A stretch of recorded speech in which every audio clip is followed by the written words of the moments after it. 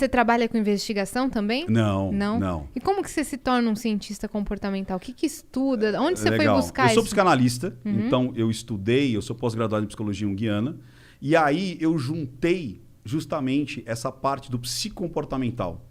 Então, o meu foco é psicomportamental da linguagem silenciosa.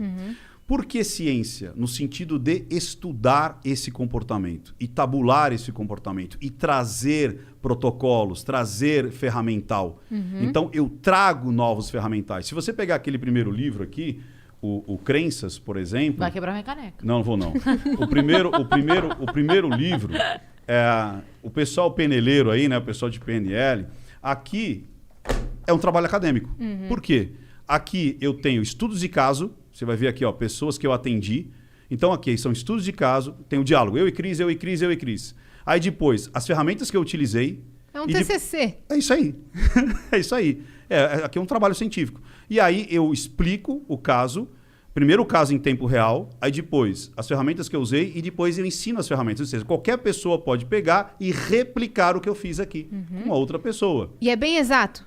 Não, nada da psique é exato. Isso é uma pergunta muito legal, mas muito legal mesmo. Por quê? As pessoas acreditam que... Muitas vezes a pessoa fala assim, mas é científico? No sentido de ser laboratorial. Que é, o que é o laboratório? O que é o científico laboratorial? É você catar um protocolo, aplicar esse protocolo em alguma coisa e o resultado tem que ser muito igual ou parecido. Mesmo outros cientistas...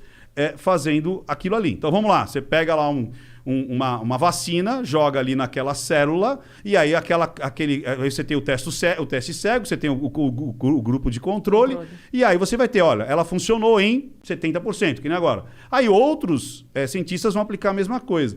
Quando é que você consegue fazer isso? Você consegue fazer isso na biologia, na química, na matemática e na física. Agora, o ser humano, ele é biológico, sim ou não? Sim. Legal. O ser humano é químico, sim ou não? Sim. Ótimo. Ele é físico também? Sim. Você se movimenta, não é isso? Ele é matemática?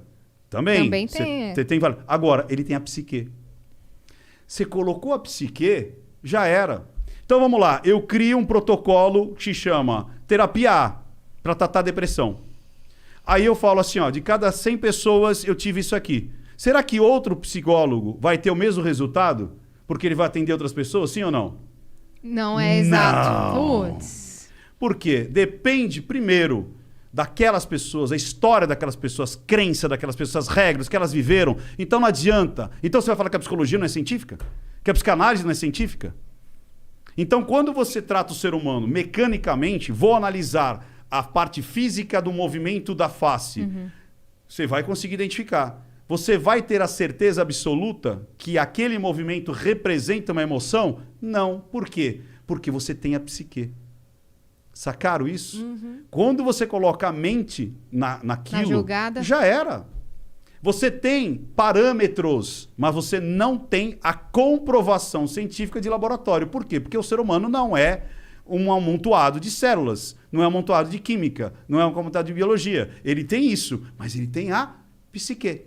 Então você precisa entender que cada ser humano ele vai responder de uma maneira diferente. Se eu pegar uma técnica aqui são psicanálise. Se eu pegar uma técnica aqui e aplicar em 100 pessoas diferentes, eu posso ter 100 resultados diferentes.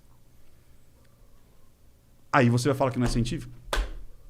É lógico que é científico. Você entendeu? A pessoa se curou, você está vendo o fenômeno. É engraçado isso. Você está vendo. Agora mesmo, tem gente que fala assim, pistas oculares não é científico. Ela acabou de fazer, todo mundo viu. Ah, não, mas... Ele não falou nada com a gente antes de começar isso aqui. Ela acabou de falar do bom dia. Eu falei, você não tem certeza.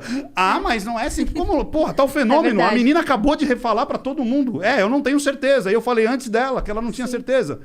Você tá vendo a porra do fenômeno. Mas parece que... E isso eu tenho muito medo, sabia, Cris? Porque eu acho que isso é uma... As pessoas... Você já viu aquele filme Idiocracia? Idioticracia, que é as pessoas ficam idiotas. Eu tô achando que as pessoas estão cada vez mais querendo que as pessoas sejam idiotas. Que acreditem só naquilo que vê. Naquilo que você põe a mão. E não naquilo que acontece na tua vida. Então parece que querem segregar a sua inteligência. Parece que querem colocar você em potinhos e falar assim, ó, se você não estiver dentro desse potinho, dentro dessa ideologia, dentro desse pensamento, você está fora. As pessoas te têm muito como charlatão também, que nem fazem com Metaforando, com Spook Houses, que é de outra área, mas também é uma coisa que a gente não vê e não consegue botar fé 100% naquilo lá. Te chamam muito de charlatão? Não por quê? Porque, não sei se eu posso dizer graças a Deus, mas eu acho que eu não deveria, porque seria um sacrilégio, porque acho que eu não preciso botar Deus no meio disso aqui. Deus acho que é muito mais sublime para ficar validando alguma coisa que eu faça. De todas as análises que eu fiz, nenhuma foi refutada. Tome. Entendeu? Simples assim. Então as coisas... E outras demoraram anos para serem comprovadas, como aconteceu do Felipe Renderich. Lembra do estupro lá do enteado? Eu fui o único que disse assim, ó... Felipe Renderich, o pastor, e a Bianca Toledo, a pastora. Ela acusa ele que estuprou o filho dela. Ele era o enteado dele. Eu olhei a filmagem dele e falei, cara, eu não acredito que esse cara... Não acredito não em fé. Eu não acredito analisando o vídeo que ele tenha sido o estuprador. Né? Aí vejo o vídeo da Bianca e falo, não estou acreditando na firmeza que ela está dizendo dos fatos como aconteceram. Eu fui o único.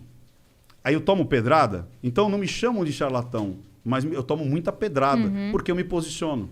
O que acontece? Para mim, a análise precisa estar num tripé. Identificar. Eu não vou parar na identificação. Eu preciso entender essa mentira, que eu vou falar daqui a pouco. O importante é entender a mentira. E depois se posicionar. Eu me posiciono. Então eu chego lá e falei, ele não estuprou essa criança. Depois de 4 anos, a justiça foi lá e falou, ele não estuprou essa criança. Não tem elementos para isso. E naquela época, eu ainda disse, para mim ele briga com a sexualidade dele. Isso eu vejo ele brigando com a sexualidade dele. Essa semana, ele se declarou bissexual. Aí o pessoal veio para mim, Ricardo, você acertou de novo. Meu Deus, você acertou depois de 5 anos, não sei o quê, papapá. Mais um acerto. Aí depois ele mesmo falou de Ventura. mim lá na lata, da Antônia Fontinelli. Falou assim, cara, o Ricardo enxerga coisas que eu não sei como é que ele enxerga. Mas o que é isso? É isso que eu fiz com ela. É que parece místico, né? Tipo, pô, como é que o cara sabe que se eu falei, eu não falei com a minha mãe?